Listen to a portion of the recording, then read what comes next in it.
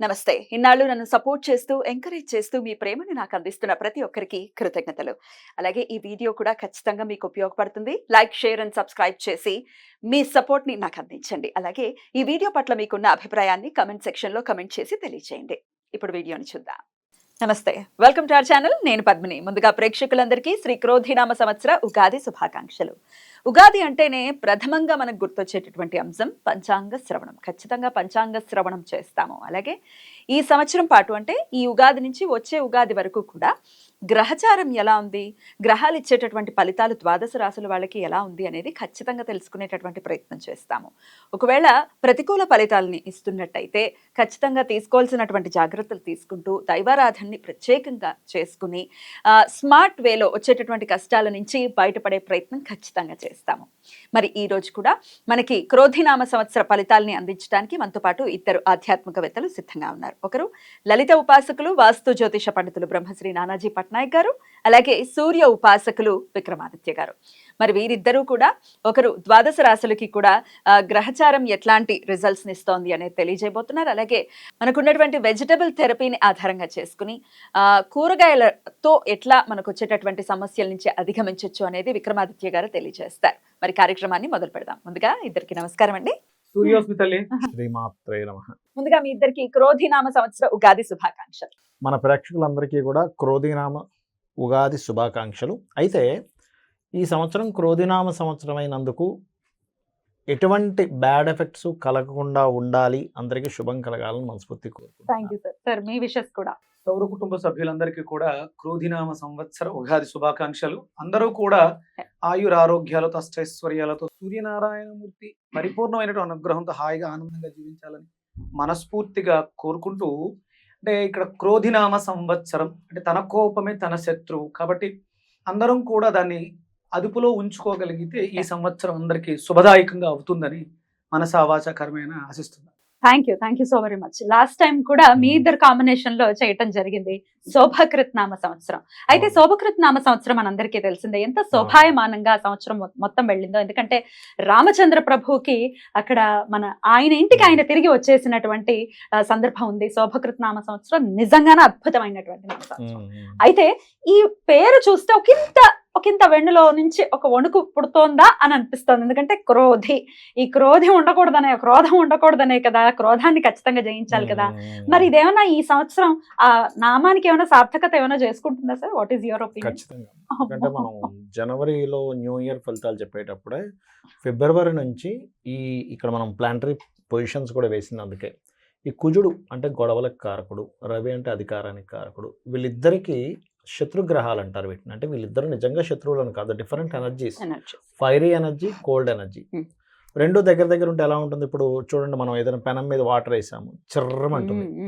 అలా ఈ different energies కలయిక వల్ల ప్రకృతిలోని లోకాల్లో అంటే భూమి మీద నివసించేటువంటి జంతువుల మీద కావచ్చు, లేకపోతే మనుషుల మీద కావచ్చు, అధికారుల మీద కావచ్చు, దాని ప్రభావం ఉంటుందనే భావనతోనే ఏమండి ఇక్కడికి ఇది ఫిబ్రవరిలో ఎంటర్ అవుతుంది. ఫిబ్రవరి, మార్చ్, ఏప్రిల్ ఈ కాంబినేషన్ మే వరకు ఉంటాయి ఈ కాంబినేషన్స్. కాబట్టి ఫిబ్రవరి నుంచి గొడవలు అని చెప్పుకున్నాం, చాలా గొడవలు జరుగుతున్నాయి.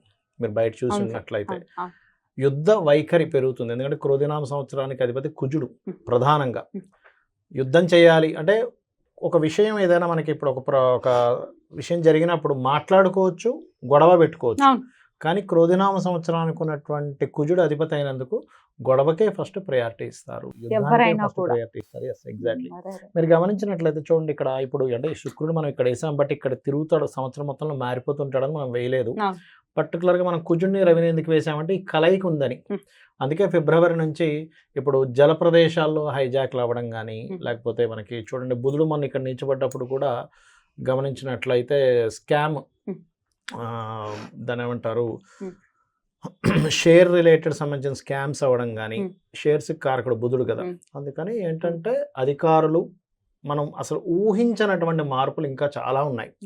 అసలు ఇలా జరుగుతుందా, ఇలా జరుగుతుందా, అమ్మో ఇట్లాంటివి మనం ఇట్లా కూడా యాక్షన్ తీసుకుంటుందా, గవర్నమెంట్ కావచ్చు, పోలీస్ కావచ్చు, మిలిటరీ కావచ్చు, ఇట్లాంటిది కూడా యాక్షన్ తీసుకుంటుందా అనేటువంటిది జరుగుతుంది. అయితే ఇది నార్మల్ పీపుల్ మీద ఎంతవరకు ఎఫెక్ట్ ఉంటుంది అంటే జీవుడు బయట ఉన్నాడు. Hmm. ఇది ఒక బెనిఫిట్ ఇక్కడ. Hmm. ఎప్పుడు కూడా కాలసర్ప యోగంలో గ్రహాలు సంచరించేటప్పుడు జరుగుతాయి.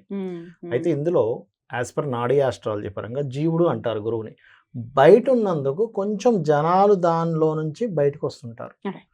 ఈ గురువు కూడా లోపల ఉన్నాడు అనుకోండి. మనకి last time 3.5 years back Covid వచ్చింది. అప్పుడు గురువు కూడా లోపల ఉండి ఇక్కడ సంచరిస్తున్నాడు. అప్పుడు ఇక్కడ నీచబడి ఉన్నాడు అప్పుడు గురువు. ఇప్పుడు ఎంత భయానకమైన భయం, ఎందుకంటే జీవుడు కూడా నీచబడిపోయాడు కదా. Right. అందుకని జనాల మీద ఎఫెక్ట్ చూపించింది. ఇప్పుడు ఏంటంటే దేశాల మీద, అధికారుల మీద, యుద్ధ సంబంధించిన వాటి మీద, దీని మీద ఎక్కువ ఎఫెక్ట్ ఉంటుంది. Right. జనాలు కొంచెం దాని నుంచి బయటపడతారు. Right.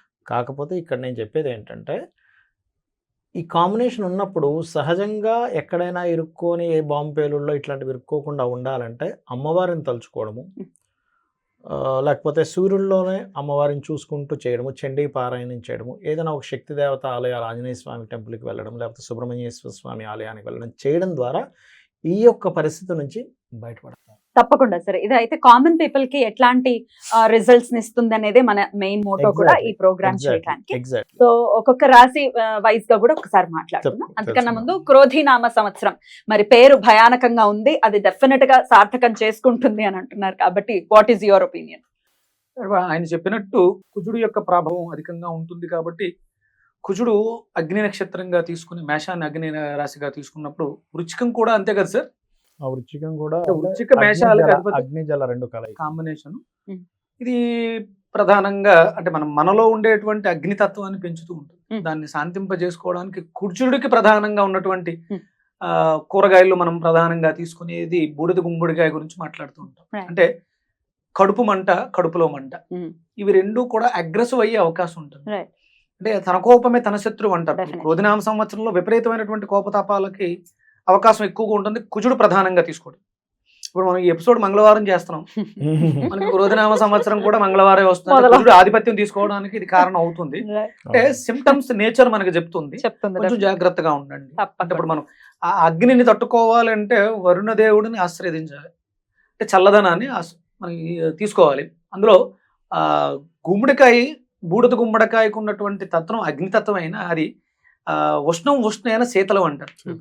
వేడితో సమింపై ఆవిరై వర్షంగా కురుస్తుంది. అందుకని ఇక్కడ మనం బూడిద గుమ్మడికాయని, బీరకాయ అంటే మనకి డయాబెటీస్ వ్యాధి పెరిగే అవకాశం ఎక్కువ ఉంది.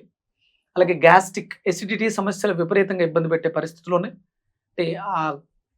ఆ గొడవ తత్వం వల్ల, అరవటం వల్ల, ఇప్పుడు మీరు ఒక పెద్ద గొడవ జరిగింది, ఆ గొడవ అయిపోయిన వెంటనే మనం భోజనానికి కూర్చుంటే ఆకలేదు, చచ్చిపోతుంది కదా, ఆకలి చచ్చిపోతుంది. అన్ని ఫీలింగ్స్ చచ్చిపోయి ఉంటాయి. అందుకని ఏంటంటే సందర్భానుసారం మనం గుర్తించాల్సింది అవసరం ఎంత ఉంది అని గుర్తించుకోవాలి. ఎక్కువగా ఈ సంవత్సరం అంతా కూడా బూడిద గుమ్మడికాయని ఆశ్రయించడం ద్వారా, బీరకాయని ఆశ్రయించడం ద్వారా మనం క్యాన్సర్ దగ్గర నుంచి ఎసిడిటీ స్టార్టింగ్ క్యాన్సర్ వరకు కూడా అన్ని రోగాలని మనం సమీప చేసుకునే అవకాశం ఉంటుంది. Beautiful sir. అయితే రాశి వైజ్ కూడా ఎవరెవరు ఏ రాశి వాళ్ళు ఏ వెజిటబుల్ థెరపీ హెల్ప్ తో ఎట్లాంటి సమస్యల నుంచి అధిగమించవచ్చు అనేది మీరు తెలియచేయండి. ప్రెడిక్షన్స్ ఆబ్వియస్ గా మీరు తెలియజేస్తారు కాబట్టి. సో కామన్ గా అయితే బూడిద గుమ్మడికాయని, బీరకాయని ఆశ్రయించమని మీరు చెప్తూ ఉన్నారు ఆరోగ్య రీత్యా. అలాగే అమ్మవారిని, అలాగే చండిని ప్రత్యేకించి ఆరాధించమని పట్నాయక్ గారు చెప్తున్నారు. ఇక ఇప్పుడు ద్వాదశ రాశులకి కూడా ఈ క్రోధినామ సంవత్సరం ఎలాంటి ఫలితాలను ఇస్తోందో ఇప్పుడు చూద్దాం. క్రోధినామ సంవత్సరం తులారాశి వారికి ఎలా ఉండబోతోందో ఇప్పుడు చూద్దాం సార్. ప్రెడిక్షన్స్. ఈ తులారాశి వారికి కనుక చూసుకుంటే 2, 8 అంటే ఆదాయం 2, 8 ఖర్చుగా చూపిస్తుంది. అదేవిధంగా 5, 2 అంటే మెచ్చుకునే వాళ్ళ సంఖ్య 5, ఇబ్బంది పెట్టే వాళ్ళ సంఖ్య 2 అనుకుందాం. అంటే మనకి రాజ్యపూజ్యం అవమానంగా చెప్తూ ఉంటాం. అయితే ఇక్కడ మనం అర్థం చేసుకోవాల్సింది ఏంటంటే ఇది ఎంతవరకు ప్రభావం చూపిస్తుంది, ప్లానటరీ పొజిషన్స్ ఏం చెప్తున్నాయి చూసుకుంటే తులాలగ్నం, తులారాశి, ఇక్కడ నుంచి 2వ స్థానం మీద ఈ గురువు దృష్టి ఉంది. ఈ గురువు మారుతున్నాడు మే నుంచి. సో జూపిటర్ ఆస్పెక్ట్ ఉంది కాబట్టి మనం ధనం రాదు అనుకునే సమస్య లేదు ఇక్కడ. సో గోచారం ఆటోమేటిక్గా మీకు అనుకూలిస్తుంది కాబట్టి భయపడాల్సిన పని లేదు. ఇక మీ జన్మజాతకంలో కనుక మంచి ధనయోగ దశ నడుస్తుంది, ఇంకా అసలు టెన్షన్ ఎక్కర్లేదు. సో ఇది గుర్తుపెట్టుకోవాలి. అంతేగాని ఇదేదో 2, 8 ఉందని కంగారు పడాల్సిన అవసరం లేదు. ఇక రాజ్యపూజ్య అవమానం అయితే బ్రహ్మాండంగా ఉంది కాబట్టి నో నీడ్ టు వరీ. ఇక ఈ సంవత్సరం ప్రధానంగా వీరికి మిగతా అంశాలు ఎలా ఉన్నాయి, డూస్ డోంట్స్ ఏమిటి, ఇన్వెస్ట్మెంట్స్ చేసేటప్పుడు చాలా జాగ్రత్తగా ఉండాలి. Because of 12th house is Ketu. ఒకటి, ఇన్వెస్ట్మెంట్ మనం ఏమైనా ఎక్కువ పెడుతున్నామా, ఎందుకంటే వ్యయం ఎక్కువ ఉందిగా ఇక్కడ, ఇన్వెస్ట్మెంట్ మీద ప్రభావం చూపిస్తుంది అర్థం చేసుకోవాలి. రెండవది, విదేశాలకు వెళ్తున్నామా, విదేశాలకు వెళ్ళి అక్కడ ఏదో చేద్దాం అనుకొని ట్రై చేసి అసలు అన్ప్లాన్డ్గా వెళ్తూ ఉంటారు విదేశాలకు కొంతమంది. అటువంటి విషయాలు, తండ్రి గారి ఆస్తికి సంబంధించిన విషయాలు, ఎందుకంటే సహజంగానే ఇది భూ సంబంధించినటువంటి రాశి. సో ఈ భూత సంబంధించిన రాశిలో కేతు ఉన్నప్పుడు ఏమవుతుంటుందంటే తండ్రి ఆస్తి యొక్క వాల్యూ సరిగ్గా మనం కట్టకుండా ఎవరో ఏదో అమ్మడానికి వచ్చిందని తక్కువలో అమ్మేస్తారు చాలామంది తెలియక. అటువంటి విషయాల్లో కొంచెం జాగ్రత్తగా ఉండాలి. లేదా అన్నదమ్ములు ఉంటాయి, వాళ్ళు ఏదైనా మిమ్మల్ని ఏదో మాటలు చెప్పేసి, లేదు నేను అప్పుడు డబ్బులు ఇచ్చాను. కొన్ని కేసెస్లో ఎలా ఉంటుందంటే చిన్నవాడికి తెలియదేమి, లేదా అసలు నేనే డబ్బులు ఇచ్చాను నాన్న పేరు మీద కొని ఇచ్చాను, అది నాదంటాడు. మనకి అర్థం కావు కొన్ని కేసెస్ వింటూ ఉంటాం కదా రెగ్యులర్గా. సో తండ్రి ఆస్తి విషయంలోని, విదేశాలకు వెళ్ళేటువంటి విషయంలోని, మరియు ఖర్చు పెట్టే విషయంలో, ఈ 3 విషయాల్లో జాగ్రత్తగా ఉండాలి ఈ సంవత్సరం ఈ తులారాశి వారు. మరి ఏవి బాగున్నాయి, మరి దీనికి రెమెడీ ఏమిటండి? కేతు 12లో ఉన్నాడు కదా అన్నప్పుడు లలితా సహస్రనామాల్లో ముఖ్యంగా సింజారి మణిమంజీర మండిత శ్రీ పదాంబుజ అనేటువంటి నామస్మరణ, ఈ నామస్మరణ బ్రహ్మాండంగా పనిచేస్తుంది. విదేశాలకు వెళ్ళాలంటే ఎట్టి పరిస్థితుల్లో నేను 12లో కేతు ఉన్నా కూడా అనుకున్నప్పుడు డైలీ 2 times హనుమాన్ చాలీసా కనుక చేసినట్లయితే, వాయుపుత్రుడు కాబట్టి వాయు గమనాన్ని ఇస్తాడు ఆయన. ఇక కలిసి వచ్చేవి ఏమిటి అని చెప్పి చూసుకుంటే, గురువు మారుతున్నాడు కాబట్టి మంచి ధనయోగం ఉంది ఈ సంవత్సరం వీరికి, అందులో ఎటువంటి సందేహం లేదు. అదేవిధంగా పంచమంలో శని ఉన్నప్పటికీ కూడా కొద్దిగా స్టార్టింగ్లో కొంచెం ఒక 2 months మాత్రం గర్భవతులు కొంత జాగ్రత్తగా ఉంటే, ఆఫ్టర్ దట్ శని పంచమంలో ఉన్నప్పుడు కొంత శ్రమని ఇచ్చినప్పటికీ సంతాన యోగాన్ని కూడా కలిగింపజేస్తాడు. 6లో ఉండేటువంటి రాహు శత్రువుపై జయాన్ని, విదేశాలకు వెళ్ళి ఉద్యోగం చేసుకుందామంటే ఆ ఉద్యోగ అవకాశాన్ని, అదే కాకుండా ఇక్కడ ఈ లగ్నం వారికి అంటే తులా లగ్నం వారికి సహజంగానే గురువు దృష్టి ఉన్నప్పుడు దీన్ని బాగా యాక్టివేట్ చేస్తాడు. కాబట్టి విదేశీ యోగాలతో పాటు ఉద్యోగ యోగాలు కూడా, బ్యాంకింగ్ సెక్టార్స్ కానీ ఫైనాన్స్ సెక్టార్స్ కానీ ఇట్లాంటి వాటిల్లో ఉండేటువంటి వారికి బ్రహ్మాండంగా ఉద్యోగ యోగాలు ఉంటాయి ఈ సంవత్సరం. No need to worry.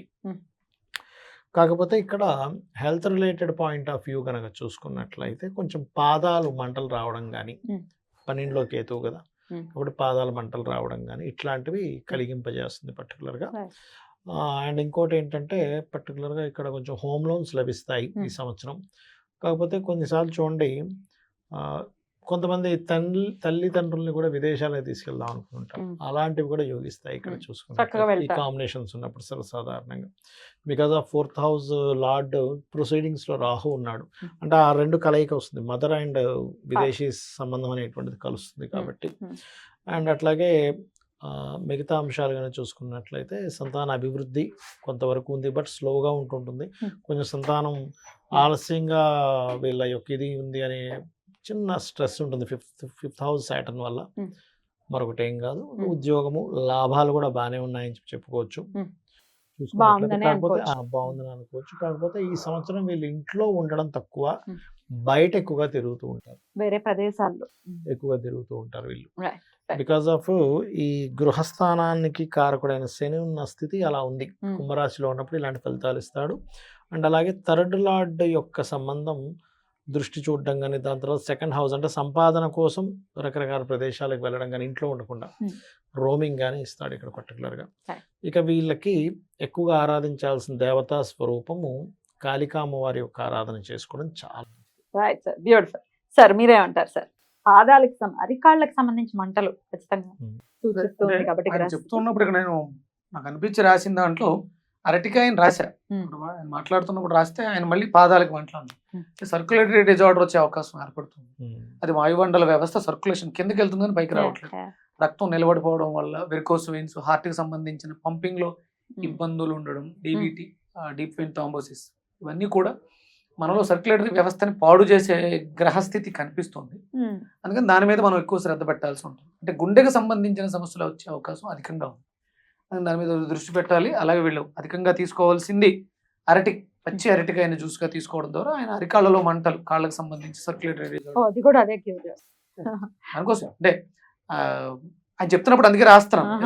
First 2-3 రాయలేదు, అని చెప్పి గుర్తుపెట్టుకుని మనం మాట్లాడే క్లియర్ గా చెప్పాలి అని అంత విపులంగా చెప్తున్నప్పుడు దాన్ని యూటిలైజ్ చేసి అది మనం చూసే వాళ్ళకి ఉపయోగపడాలి. నాకు ఫోన్ చేసి నన్ను అడిగినప్పుడు కూడా కంపల్సరీ నేను జాతకం చార్ట్ తెచ్చుకుని దాన్ని అంతా స్టడీ చేసి మనం డైట్ షీట్ ఇస్తూ ఉంటాం. ఇప్పుడు ఇంకా అక్కడ అందరికీ అవకాశం ఉండదు, ఫోన్లు చేద్దాం తెచ్చుకుందాం, అది చూస్తున్న వాళ్ళు Use అవుతుంది. ఆటోమేటిక్ గా చూసేసుకుని తులా లగ్నానికి సంబంధించి లగ్నం రాశి అయితే ఈ ప్రిడిక్షన్ వాడేసుకుంటే జాతక దోషాలు ఆరోగ్య సమస్యలు రెండు కూడా పరిష్కారం చేసేసుకుంటాం. తప్పకుండా. తులా రాశి తులా లగ్నం వాళ్ళకి ద్వితీయస్థానం ఆ. వృశ్చికం. వృశ్చికం అయింది. ఆయన వృషభాన్ని కూడా సంకేతం దేని చేశారు, 11, 10 భాగ్యస్థానాన్ని చేశారు, అంటే ధనానికి సంబంధించినటువంటి. బీరకాయ వంకాయ కాంబినేషను, అరటికాయ జ్యూస్ రెగ్యులర్ గా తీసుకోవడంతో వీళ్ళ ఆ సమస్యల నుంచి బయటపడడం, ఆర్థికంగా కూడా బలోపేతం చేస్తుంది. బీరకాయ 200 వంకాయ, అంటే ఇది క్యాన్సర్ రిలేటెడ్ ప్రాబ్లమ్స్ కూడా ఇష్యూ చేస్తుంది. ఒకవేళ ఈ జాతకాలు తులా లగ్నం తులా రాశిలో ఉన్న వాళ్ళకి క్యాన్సర్ ఉంది అంటే భయపడకండి. అంటే క్యాన్సర్ అనేది మీకు అంటే ఇప్పుడు కుంభ యుగం నడుస్తుంది, రాహు ప్రాధాన్యత చూపిస్తున్నాడు కాబట్టి విపరీతమైనటువంటి క్యాన్సర్స్ వస్తాయి. ఇంటికి అంటే జ్వరం వచ్చింది అని చెప్పినట్టు క్యాన్సర్ వస్తుంది, నో డౌట్. దీన్ని మనం బాగు చేసుకోవడానికి భయపడాల్సిన అవసరం లేదు. మన చేతిలో అద్భుతమైనటువంటి 12 అస్త్రాలు ఉన్నాయి, 12 రకాల కూరగాయలు, న్యూట్రిషన్ ఫుడ్స్, ఇవి తప్ప ఇంకోటి ఏమీ కూడా దాన్ని మనం ఆపలేము. ఖచ్చితంగా మాన్పిస్తాయి క్యాన్సర్స్, 100% క్యూర్ చేసేస్తాం, నో డౌట్. అద్భుతం అద్భుతం. ఎందుకంటే క్యాన్సర్ ఎక్కడమ్మా, బయట నుంచి అన్న లోపల వేసామా, లే. లోపల ఉన్న పుట్టింది. పెరిగినాయి, మనం వేసిన చెత్త వల్ల పెరిగింది. డిజార్డర్, ఉమ్. క్యాన్సర్, మనం- సెల్ డిజార్డర్. క్రేవింగ్స్ తో విపరీతమైనటువంటి ఆకలితో Yeah. ఇష్టం వచ్చినట్టు అన్ని తినేయడం ద్వారా ఉమ్. లోపల పెరిగింది. ఉమ్. అప్పుడు దాన్ని బయట ఇంకొకటి ఏదో ఫారెన్ నుంచి వచ్చింది ఎందుకు ఆపుద్ది? ఉమ్. ఇప్పుడు రేడియేషన్ అవి చంపుతారు, మళ్ళీ వస్తాయి, మళ్ళీ పుడుతూ ఉంటాయి. మనం మన Correct. అలవాట్లు మార్చేసుకోవాలి తప్ప, మనం ట్యూమర్ పెరిగింది, ట్యూమర్ ఎక్కడి నుంచి వచ్చింది? Correct. ట్యూమర్ లోపలే చేసుకోవడానికి ఉమ్. మన దగ్గర అద్భుతమైనటువంటి అస్త్రాలు ఉన్నాయి. Right. న్యూట్రిషన్స్ చాలా అద్భుతంగా ఉపయోగపడతాయి. Right. ఇప్పుడు చాలా మంది న్యూట్రిషన్ ఫుడ్ అంటారు. ఎక్కడ తయారవుతుందమ్మా న్యూట్రిషన్? ఉమ్. మనం అసలు- కొనుక్కునే ప్రోటీన్ పౌడర్సా? ఉమ్. మీకు తెలుసా, మీ నోటిలో మీ లాలాజలంలో ఉదయం 18 మైక్రో న్యూట్రిషన్స్ రెడీగా ఉంటాయి.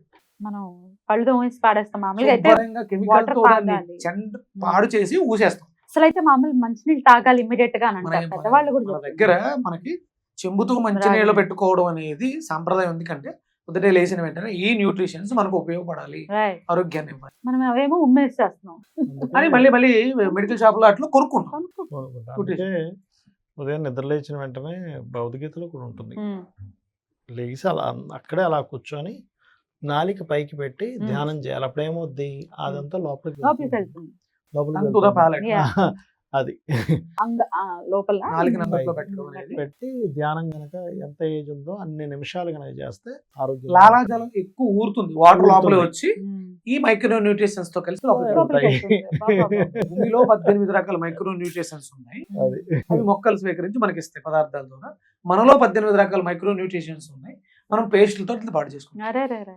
ఇప్పుడు కెమికల్స్ వేసి భూమిని పాడు చేస్తున్నాం, పేస్ట్లు వేసి నోటిని పాడు చేస్తాం. ఇప్పుడు సహస్రారాంబుజారుడు సుధాసార వివర్షిణి అంటారు కదా. సహస్రారంలో అమ్మవారు కూర్చొని ఆ వర్షం మీకు కురిసి నాళ్ళన్ని 72,000 నాళ్ళు తడవాలి అంటే నాలుగు పైన పెట్టి ధ్యానంలో కూర్చుని ఈ ధ్యాసంతో ఇక్కడ పెట్టినప్పుడు అప్పుడు అది ఫ్లో అవుతుంది. అవుతుంది. అది ఇవన్నీ ఏమీ లేవు. సరే, దీని గురించి విపులంగా మరొకసారి మాట్లాడుకుందాం. ఇప్పుడైతే అరటికాయ ప్రధానంగా చెప్తున్నారు. అరటికాయని మనం జ్యూస్ గా చేసుకుని తాగడం, అరటికాయ దానం చేయడం. అరటికాయని దానం చేయడం, అది గురుతత్వాలు. మన కొబ్బరికాయ అరటికాయ అనేది గురుకు సంబంధించింది. పచ్చి అరటికాయని మనం దానంగా చేయడం రెగ్యులర్ గా స్వయంపాకంలో కూడా అరటికాయ విశేషంగా పెడతారు. చాలా విషయం. ఇవన్నీ మనం ఏదైతే చేస్తాం శుభ్రంగా వంట చేసి 10 మంది ఆకలి తీర్చండి. మనం ఇంట్లో చేసాం కాబట్టి ప్రసాదంగా భగవంతుడికి నివేదన చేసి ఒక సంకల్పంగా పెట్టుకోండి, నేను రోజుకు ఒక 5 మందికి లేదా వారానికి ఒక 5 మందికి మీ చేతులతో మీరు పట్టింది తృప్తిగా భోజనం పెట్టండి. వాళ్ళకి ఆరోగ్యాన్ని ఇచ్చిన వాళ్ళు అవుతారు, మీ ఆరోగ్యాన్ని పొందిన వాళ్ళు అవుతారు. ఇంతకు మించి అంటే ఇది అన్నదానం కాదు, అన్న ప్రసాద వితరణ. ఒక 5 మందికి మనం వంతు సాయంగా మనం పెడుతున్నాం, వాళ్ళ ఆకలి తీరుస్తున్నాం. ఆరోగ్యాన్ని ఆకలి తీర్చడం కాదు, ఇది ఆరోగ్యాన్ని మెరుగుపరుస్తాం. మనం ఏదైతే 10 మందికి ఇస్తామో అది 10 మంది మనం పొందడానికి అవకాశం ఏర్పడుతుంది. అలాగే గోవుల్ని పాడు చేయకూడదు, సూర్య కిరణాలని పాడు చేయకూడదు, గోమాతలను సంరక్షించుకోవాలి, భూమాతను సంరక్షించుకోవాలి, మనల్ని మనం సంరక్షించుకున్నట్టు అవుతుంది.